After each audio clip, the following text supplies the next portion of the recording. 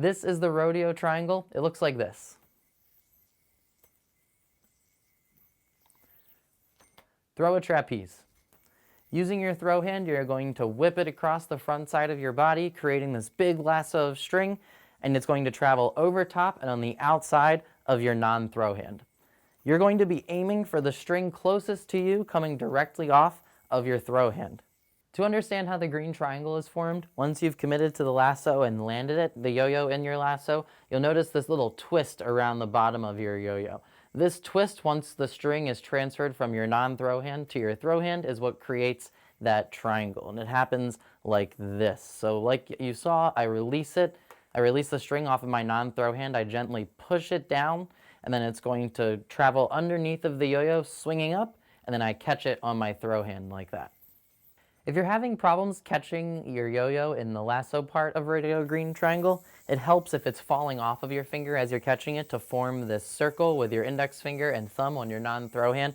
And also, if you notice, my hand starts in a palm down toward the floor position, and as the slack comes over my non-throw hand, it flips over, and now I'm palm side up.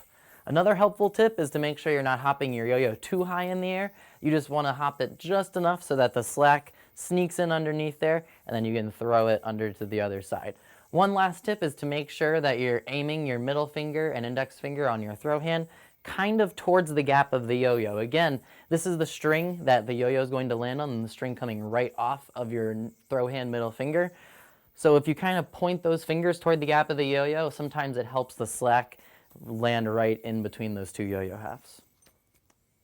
When you're trying the lasso, sometimes your yo-yo will land in a green triangle. That just means you're landing on the wrong string.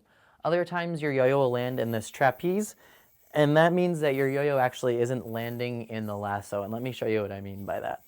So here's what the lasso is going to look like on the outside of your wrist, and you want the yo-yo to land in this string right here, in this little cradle, this loop that you see. You don't want it to land on this side. If you land the yo-yo on this side of the string, that's what's going to create this trapeze with just the loops of string in it, and not actually form the correct segment of string you need to make your green triangle.